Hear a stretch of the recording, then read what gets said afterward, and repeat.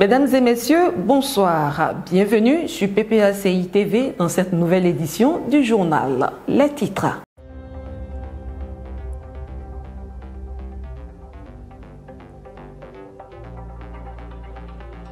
Le comité central tant attendu se tiendra demain samedi 26 avril 2025. Le président Laurent Gbagbo présidera cette première session extraordinaire au siège du parti. Coup de tonnerre en Côte d'Ivoire, Cheikh Tidiane Thiam, président du plus vieux parti, le PDCI-RDA, radié de la liste électorale par la justice ivoirienne. La session extraordinaire du comité central demandée par le président Laurent Gbagbo lors de la 3e édition de la fête de la Renaissance à Dabou se tiendra demain 26 avril au siège du parti. Les commissions en charge de l'organisation de cette importante rencontre étaient à l'œuvre ce matin afin de garantir les travaux de cette session dans de bonnes conditions. Ange Abraham et Innocent Guébo pour le reportage. À situation exceptionnelle, en mesure exceptionnelle, dit l'adage. Le président Laurent Gbagbo a décidé de tenir cette session du comité central au siège du parti et non ailleurs. Ce comité central marque un tournant décisif de l'histoire du parti et celle de la Côte d'Ivoire tout entière. Cette histoire doit alors s'écrire au siège du PPACI. Pour ce faire, le président Laurent Gbagbo sera donc au siège du parti pour sa première réunion d'envergure. Bien sûr, les circonstances l'exigent.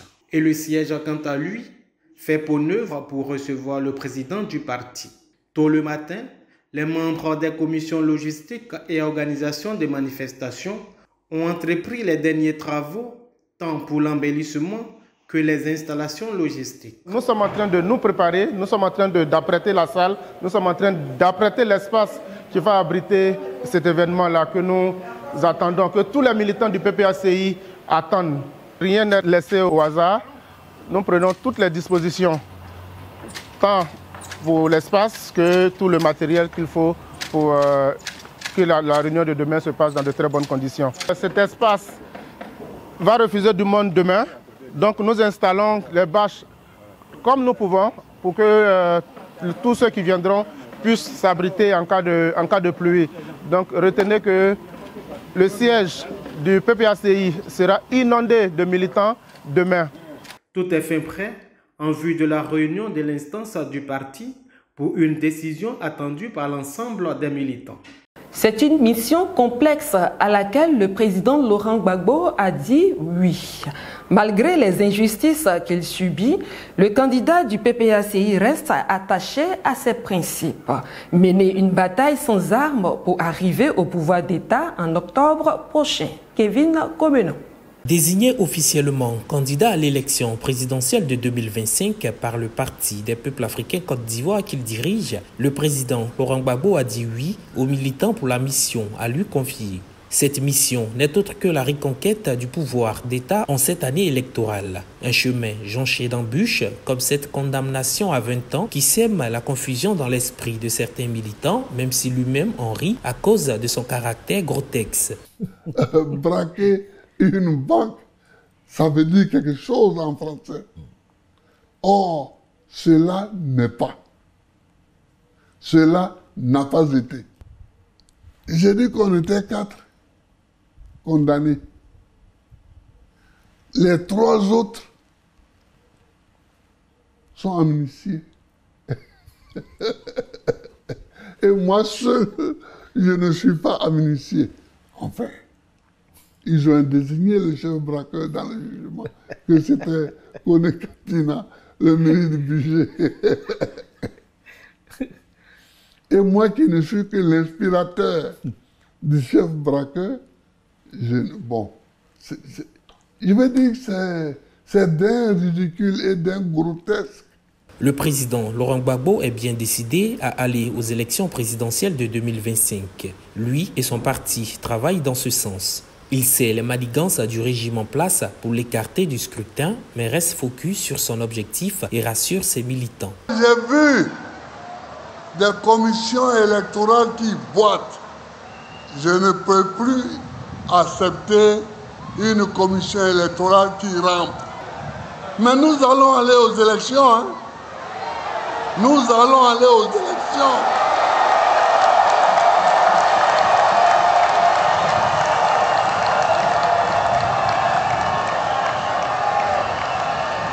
Parce que ceux qui croient que, bon, on va les fatiguer et puis ils vont se fâcher pour dire on ne va pas aux élections. Là. Et allez leur dire qu'ils se trompent.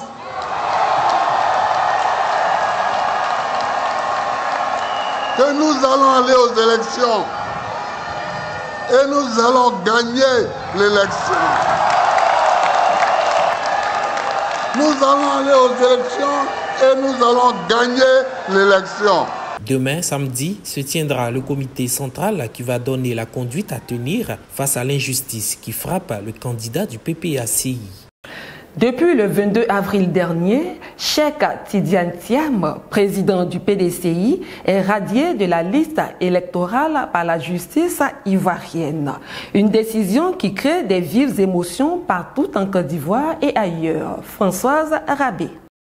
Le mardi 22 avril, la justice ivoirienne a ordonné à la commission électorale indépendante CEI de radier le nom du président du PDCI RDA, Cheikh Tidiane Thiam, de la liste électorale, au motif qu'il aurait perdu la nationalité ivoirienne du fait de sa naturalisation française en 1987 à l'âge de 25 ans. De ce fait, il tombe sur le coup de l'article 48 du Code électoral. Cet article 48 tellement ignoré quand il a s'agi de sauver la paix sociale et des vies humaines par le président Laurent Gbagbo. Cet article 48 qui a tellement détruit des vies refait surface en cette année électorale. Si les élus de la nation du PDCI RDA, la direction du PDCI, de la CAP, les militants, militantes et le président du PDCI sont en colère et crient partout leur indignation, la Côte d'Ivoire est stupéfaite de l'allure que prend cette année électorale tant attendue. 2025 sera-t-elle une fois de plus l'année du passage en force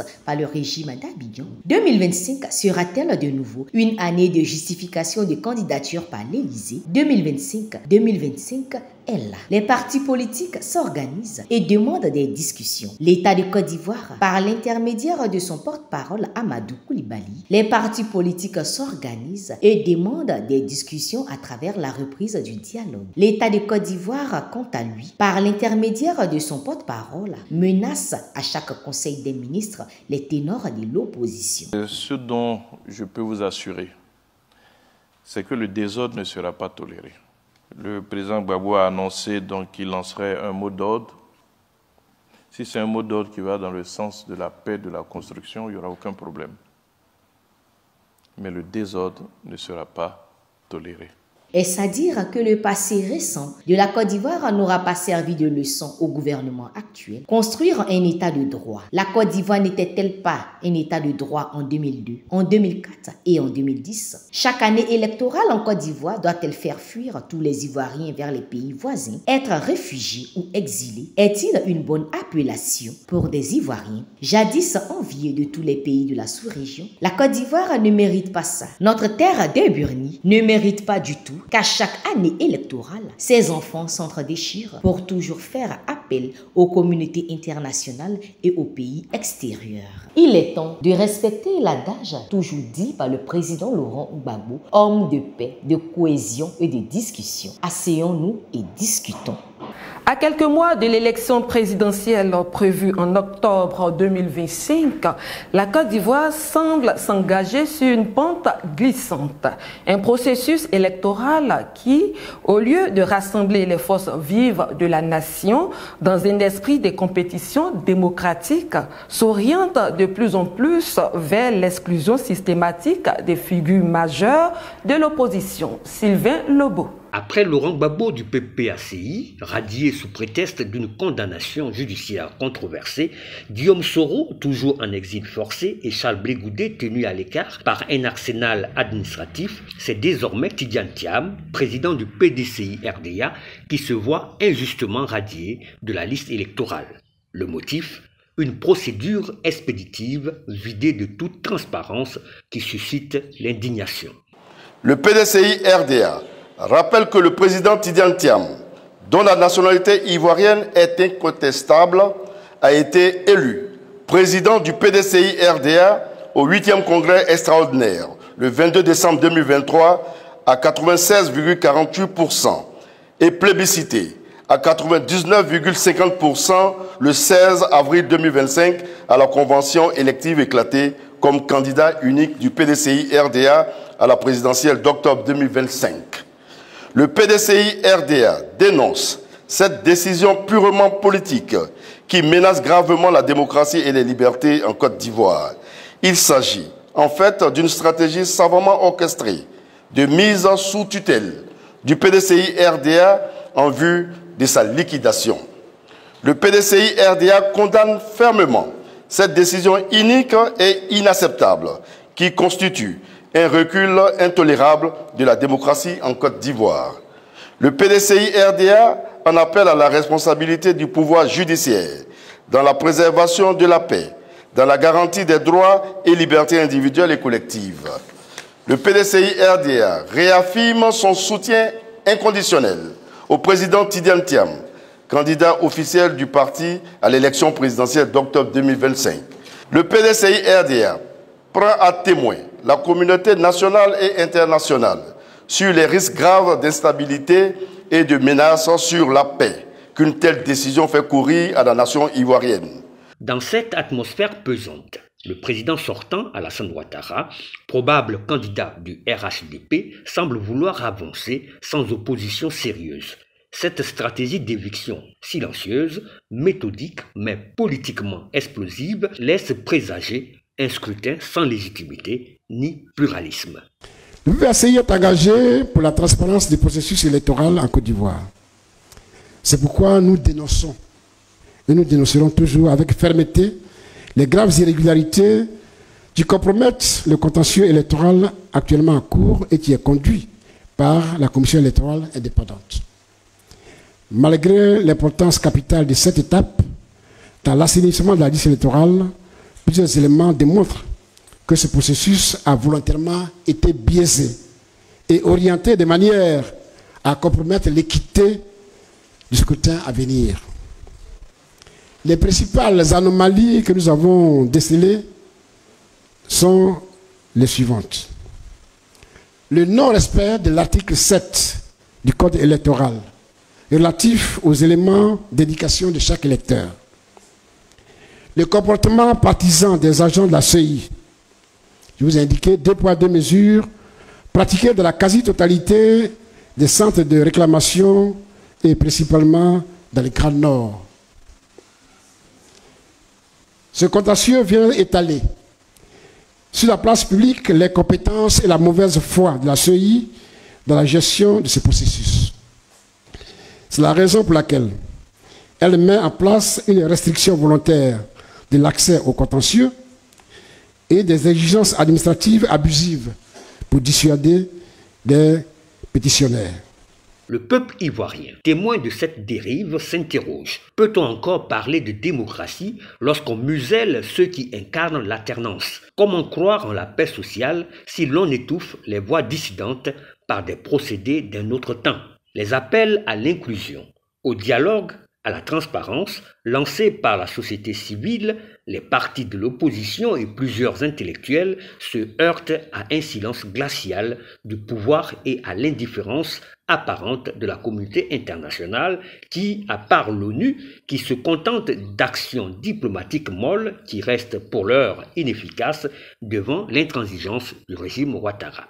Selon plusieurs analystes politiques locaux très avisés, ce silence de la France, qui a installé le régime du RHDP à la tête de l'État ivoirien, est assourdissant. On laisse s'installer un climat de peur et d'exclusion, comme si la Côte d'Ivoire pouvait une fois encore supporter une crise pré- et post-électorale. Si le régime en place s'imagine que la paix se décrète par la force, il fait fausse route, car une paix véritable se bâtit dans la justice, l'équité et l'inclusion. Écarter tous les candidats crédibles pour assurer une victoire sans adversaire, c'est ouvrir la voie à la contestation, à la frustration, voire à la rupture. Le peuple ivoirien mérite mieux qu'un simulacre d'élection. Il mérite un avenir choisi et non imposé. L'élection présidentielle avance à grands pas et la commission électorale indépendante présente un visage méconnaissable aux Ivoiriens. Après la phase administrative vient la phase juridique du contentieux électoral. Que devons-nous attendre de cette CEI? Cette CEI qui semble se conforter dans son mépris des partis de l'opposition. Lors d'un point de presse fait par son représentant le 22 avril 2025 à son siège, la commission électorale indépendante centrale fait le point sur la phase administrative.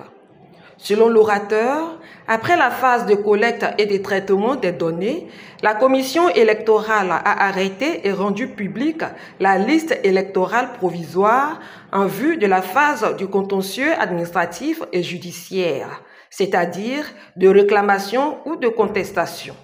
Pour la phase administrative, la CEI a rendu publiques les statistiques des réclamations relatives à la liste électorale provisoire le mercredi 9 avril 2025.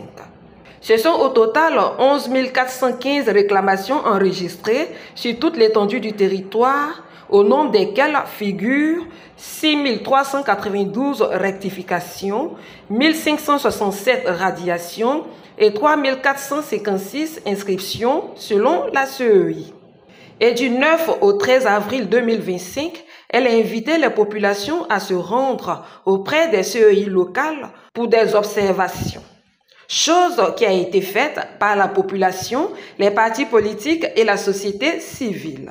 Au sortir de cette phase administrative, le Parti des peuples africains Côte d'Ivoire, PPACI, qui était sur tous les fronts pour les réclamations, a enregistré d'autres chiffres. Au nord de la Côte d'Ivoire, le président de l'inspection générale du parti, superviseur général du PPACI, dans cette partie septentrionale du pays, accompagné de tous les responsables territoriaux, après réclamation et observation, a enregistré 74 012 requêtes. À Koumassi, 80 953, Port-Boué, 73 479, selon le secrétaire général adjoint Konaté Navigué, en charge des communes de Port-Boué, Koumassi et Makori, et Béomi, 45 réclamations pour ne citer que ceux-là. Avec ces chiffres qui proviennent du parti du président Laurent Gbagbo, la question que l'on se pose aujourd'hui, c'est d'où sortent les chiffres que la CEI exhibe partout pour aujourd'hui aller à la phase juridique et finalement radier tous les candidats potentiels à l'élection présidentielle d'octobre 2025 avec pour chef de file le président Laurent Gbagbo. Les CEI locales ont-elles fait le travail? À comparer les chiffres de la CEI et ceux du PPACI, il y a un problème qui se pose. Nous sommes aujourd'hui à la phase juridique qui a déjà fait des victimes. Toujours selon son porte-parole, la commission centrale tient à rassurer les électeurs concernés qui seront réintégrés dans leurs lieux de vote initiaux. Et rassure le peuple de Côte d'Ivoire que le scrutin présidentiel se déroulera à la date prévue par la Constitution. Avec ces nombreux problèmes qu'elle traîne, le scrutin pourra-t-il se dérouler à la date prévue? En tout état de cause, le candidat du PPACI a affirmé sa volonté à aller aux élections, mais pas avec cette CEI partisane qui nous rappelle celle de 2010. Nous terminons ce journal sur une page noire. En collaboration avec la coordination régionale PPACI du Sud Comoé, la commission électorale et application numérique du parti, dirigée par Kazadja, a organisé une journée d'hommage militant à feu le commissaire électoral régional du Sud Comoé, le camarade Diawara Abdoulaye, décédé le 8 avril. C'était le jeudi 25 avril 2025 à Mossou, Ange Abraham et Innocent Guébo. Cette cérémonie d'hommage a été meublée par plusieurs interventions et témoignages, au nombre desquels ceux du fédéral de Grand Bassam, le camarade Amon Ongouin, du coordonnateur régional adjoint en charge du département de Grand Bassam, le camarade Soko Achille, du coordonnateur régional du Sud Comoé, le camarade Aman Kayo, et du président de la CAP, le camarade Kazadja. Au nom du président Laurent Gbagbo et de la direction du parti, le président de la commission électorale a remis un diplôme d'honneur ainsi que le drapeau du parti à la veuve qui a été très sensible à ce geste. La CAP et la coordination régionale du Sud Comoé étaient représentées par deux importantes délégations dont les membres ont honoré la mémoire du militant engagé, honorable, vertueux et digne que fut le camarade Diawara Aboulaye. Figurant en bonne place, le vice-président exécutif en charge du district de la Comoé, l'honorable Armand Ognet, représentait la direction du parti, lui-même frappé par ce deuil. Décédé le 8 avril dernier, le camarade Diawara Aboulaye a combattu le bon combat et repose désormais en paix à Moussou. Merci à tous ces militantes et militants d'ici et d'ailleurs qui maintiennent la flamme du PPACI sur le terrain. Restez à l'écoute des décisions du comité central. Excellent week-end à toutes et à tous.